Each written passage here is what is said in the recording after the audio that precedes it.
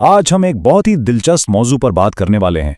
एक ऐसी तहरीर जो हमारी समाजी दुनिया की एक कड़वी सच्चाई को सामने लाती है, और वो सच्चाई है वो निकाब जो हम सब पहनते हैं।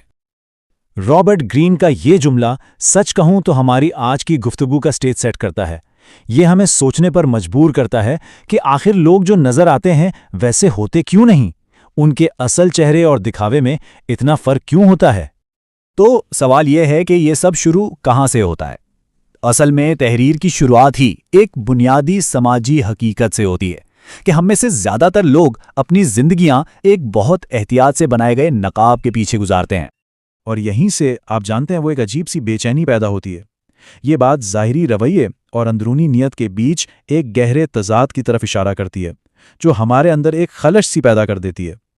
मुसन्निफ ऐसे लोगों के लिए एक ख़ास इस्तिलाह इस्तेमाल करता है, एनर्जी वैम्पायर्स।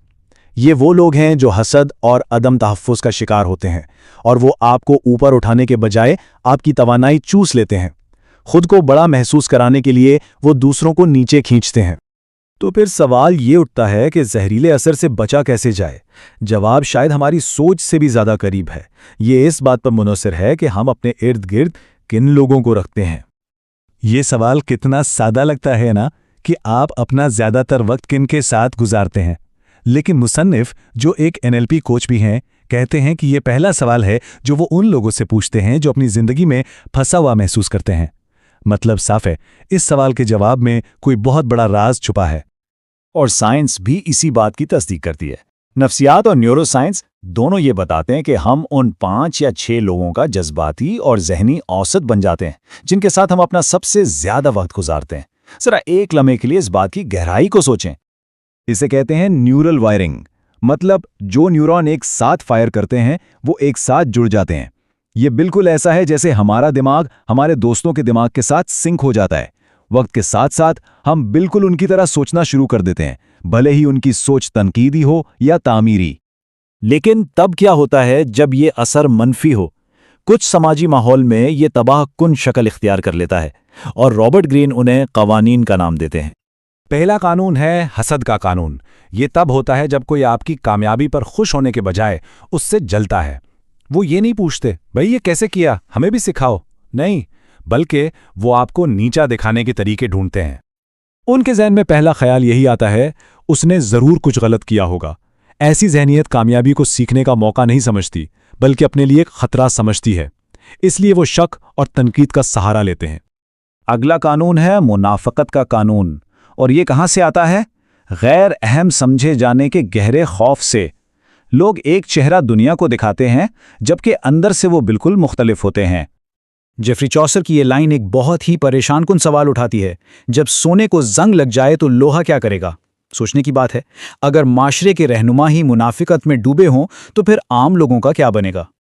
और ये मनफी सोच ये बिल्कुल एक वायरस की तरह फैलती है। इसे कहते हैं इन्फेक्शन का कानून। ये बताता है कि किस तरह तल्खी और हसद एक शख्स से दूसरे में मुंतकिल होकर पूरे के पूरे ग्रोह को अपनी लपेट में ले सकते हैं। अच्छा, इन तमाम जहरीले रवैयों की तशखीस के बाद अब उम्मीद की एक किरण नजर आती है। ये तहरीर एक बहुत ही ताकतवर और काबिल अमल हल की तरफ इशारा करती है, यानी असलियत की तरफ वापसी का रास्ता। तो सबसे अहम सवाल अब ये बन जाता है, इस दलदल से निकला कैसे जाए?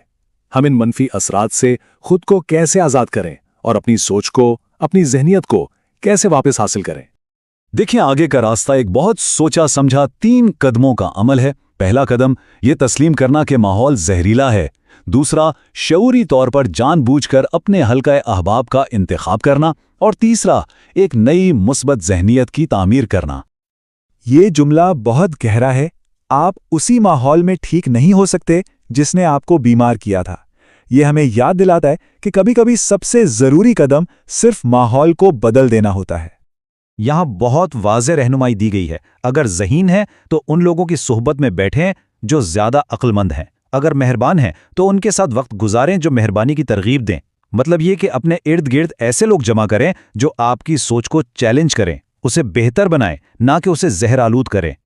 आखिर में ये सारा मामला एक नया जाविया नज़र अपनाने का है। ये समाजी थिएटर के स्टेज से परे देखने और दुनिया को और इसमें अपनी जगह को एक नई नज़र से समझने के बारे में है। مصنف کا کہنا ہے کہ ہمارا معاشرہ اکثر غلط چیزوں کو اہمیت دیتا ہے۔ ہم مقابلہ، موازنہ اور دولت کی تعریف سکھاتے ہیں، جبکہ ہمیں ہمدردی، خود پر مہارت اور نیکی کا احترام سکھانا چاہیے۔ اور یہ آخری قانون، جبر کا قانون، بتاتا ہے کہ جب معاشرہ اصلیت کو دباتا ہے، جب سچ بولنا مشکل ہو جاتا ہے، تو لوگ مضبوط بننے کے بجائے مضبوط ہونے کا صرف دکھاوا کرنا سیکھ جاتے ہیں۔ تو اصل چیلنج ہم سب کے لیے ہے۔